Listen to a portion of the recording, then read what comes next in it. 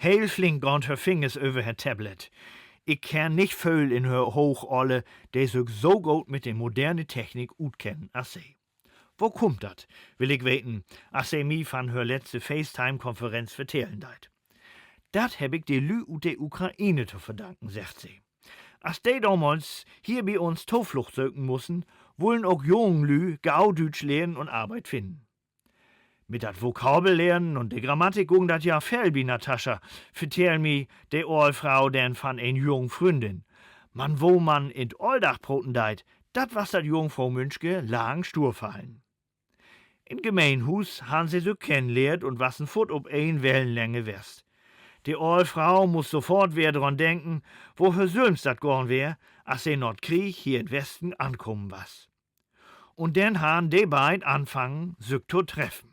Sie han einfach versucht, möglichst viel miteinander zu praten. Sie wassen sogar miteinander inkopen west und han übt, fröm Lü zu fragen, wo in Laden wat liegen deit. Ja, und dann hat Natascha an mir gesagt, dass sie am einfachsten über dat praten kann, wo sie sich gut mit utkernt. Handys und Technik.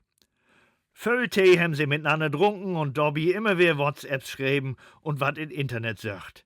Dat mag her beid tüchtig Spaß. Natascha kann nu perfekt Deutsch und ich kann Internet, sagt die Frau und schmüstet.